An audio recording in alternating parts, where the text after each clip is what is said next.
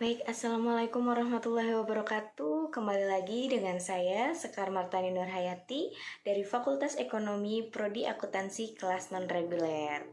Nah, baik teman-teman, seperti biasanya, pada kesempatan kali ini saya kembali lagi akan mereview suatu jurnal yang bertema perdagangan atau jual beli dalam perspektif Islam. Nah, pada kesempatan kali ini yang berbeda yaitu saya juga akan membahas dan menjawab kuis yang telah diberikan oleh Bapak Dadang Priyono selaku dosen pengampu mata kuliah kewirausahaan Islam. Nah, simak terus videonya ya teman-teman, dan jangan lupa bisa juga kalian baca review yang ada di blog saya. Nanti saya simpan di kolom deskripsi ya teman-teman. Jual beli. Tidak asing lagi dong teman-teman dengan perihal jual beli. Nah, jual beli dalam Islam berorientasi pada saling menguntungkan. Untuk itu, riba dalam Islam dilarang dan haram. Karena di dalam riba ada pihak yang diuntungkan. Di pihak lain juga ada yang dirugikan. Nah, maka ini yang tidak boleh dianjurkan oleh Islam. Tidak boleh adanya riba dalam suatu persoalan jual beli. Jual beli dengan riba pada permukaannya memiliki esensi yang sama, yaitu mencari keuntungan. Akan tetapi, secara substansial, keduanya sangatlah berbeda. Kalau jual beli mencari keuntungan dengan tidak ada pihak yang merasa dirugikan. Sementara, pada riba hanya berorientasi pada keuntungan semata. Nah, persoalan ada yang merasa dirugikan atau tidak itu tidak dipertimbangkan dalam riba. Bahkan ada yang sama sekali tidak merasa diuntungkan tetapi selalu merasa dirugikan. Nah, itu adalah riba. Dalam Al-Quran, jual beli riba disebutkan dalam satu ayat dengan penyebutan Allah menghalalkan jual beli tetapi tidak dengan riba. Nah, ini merupakan suatu isyarat antara jual beli dan riba sangatlah beda tipis. Jika seorang muslim tidak tahu jual beli dalam Islam, maka akan mudah terjebak pada perbuatan riba. Sepanjang sejarah manusia jual beli, pasti akan terjadi di setiap belahan dunia manapun. Hal ini dapat dipahami karena manusia selalu ingin memenuhi kebutuhan hidupnya, khususnya di bidang materi. Manusia termasuk makhluk yang ingin serba memiliki. Semua yang dilihat dan dimiliki oleh orang lain, ini dimilikinya juga.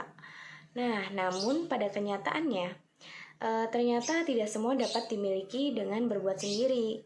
Ada juga benda yang bisa dimiliki dengan cara barter atau dengan cara kerelaan seseorang untuk memberinya. Namun, tidak sedikit juga yang memiliki dengan cara memaksa orang lain.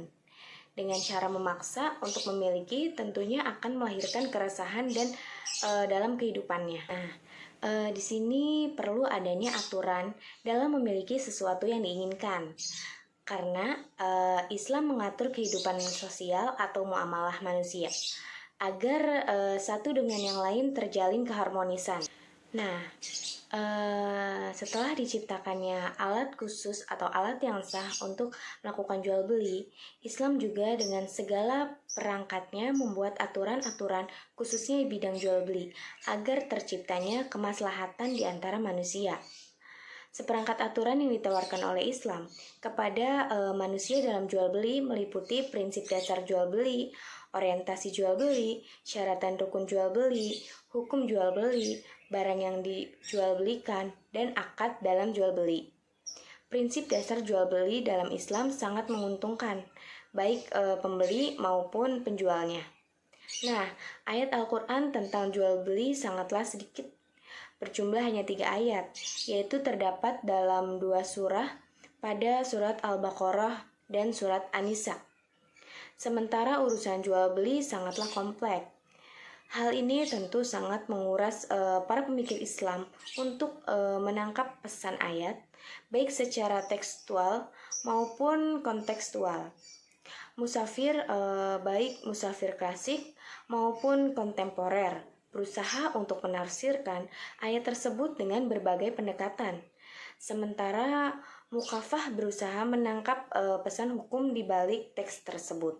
Kemudian, argumen yang dibangun para ulama dalam memutuskan hukum jual beli dalam Islam termasuk pada kajian fikih, khususnya fikih muamalah. Fikih lahir dalam pemahaman ulama terhadap teks-teks keagamaan, baik Al-Quran maupun hadis. Setiap ulama memiliki metode tersendiri dalam menggali sebuah hukum, termasuk di dalamnya jual beli. Nah, jual beli dalam perspektif Islam berdasarkan Abdul Al-Rahman.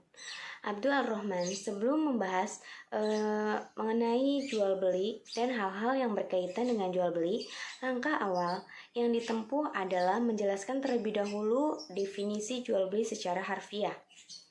Nah, jual beli secara bahasa artinya menukarkan sesuatu dengan sesuatu yang lain. Nah, definisi jual beli ini menurut fuqaha yang dikutip oleh Abu Al-Rahman adalah menukarkan sesuatu dengan harga. Pemahaman ini didasarkan pada firman Allah dalam surat Yusuf ayat 20 yang artinya jualah dengan harga. Selanjutnya ada hukum jual beli. Abdul Al-Rahman dalam karyanya mengatakan bahwa hukum jual beli bersifat kondisional, yaitu bisa bersifat boleh, wajib, haram, atau sunnah. Nah, al-ibahah merupakan hukum dasar dalam jual beli, yakni jual beli merupakan hukumnya netral karena bisa jatuh ke makruh, sunnah, wajib, dan bisa juga haram, bergantung dari latar belakangnya. Nah, pemahaman Abdul Al-Rahman dalam memenuhi hukum jual beli yaitu berdasarkan hadis riwayat pada ayat di bawah ini yang terdiri dari Al-Baqarah ayat 275 yang artinya Allah telah menghalalkan jual beli dan telah mengharamkan riba. Nah, selanjutnya ada dalam Quran surat An-Nisa ayat 29.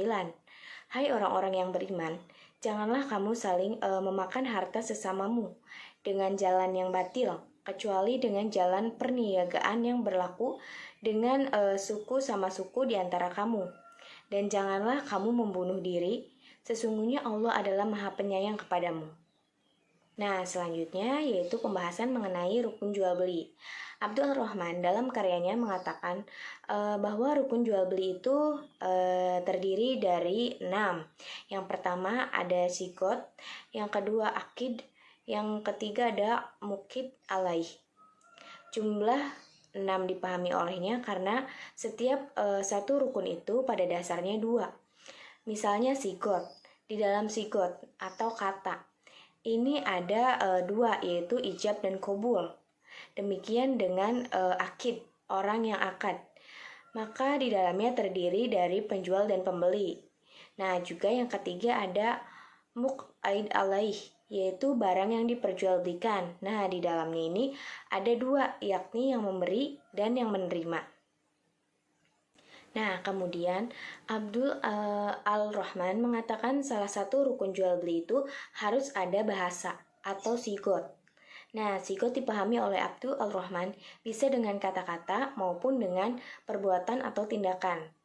Kemudian, Abu Al-Rahman juga menambahkan dalam akad atau ijab qabul, keduanya harus sepakat, baik dalam takaran, sifat barang, cara transaksi, kontan atau kredit. Nah, jika ada kesepakatan dalam salah satu akad, maka hukumnya sah. Akan tetapi, jika tidak ada kesepakatan sama sekali, maka hukumnya bisa haram atau makruh. Nah, contohnya begini. Misalkan penjual menghargakan sebesar 1 juta rupiah, maka pembeli berkata, saya terima dan saya bayar 500.000. Maka itu tidak sah karena tidak sesuai dengan kesepakatan bersama. Kemudian, setelah selesai menguraikan sigot, Abdul Al-Rahman menjelaskan tentang akid atau orang yang melakukan akad. Nah, orang yang melakukan jual beli itu harus memenuhi syarat. Di antaranya yaitu mumazi, dalam artinya yaitu orang yang bisa membedakan sekalipun dia masih anak-anak. Contohnya, seorang anak diperintahkan oleh orang tuanya membeli barang A, dan ternyata hasilnya sesuai dengan perintah, maka anak ini disebut mumazi. Dengan demikian, anak yang belum mumazi, dan orang gila. Menurut Abu Abdurrahman tidak sah melakukan akad kecuali di bawah pengawasan orang tuanya. Nah, selanjutnya Abdul Ar-Rahman juga menjelaskan barang yang diperjualbelikan atau mukad alaih. Menurutnya, syarat barang yang diperjualbelikan yaitu harus suci. Untuk itu, barang yang najis tidak sah diperjualbelikan. Nah, bagaimana kalau barang suci kena najis atau mutta najis? Nah, menurutnya harus disucikan terlebih dahulu. Selain di atas, barang yang dijual belikan itu harus diketahui baik bentuknya maupun harganya. Nah, cukup sekian teman-teman pembahasan dan review dari saya.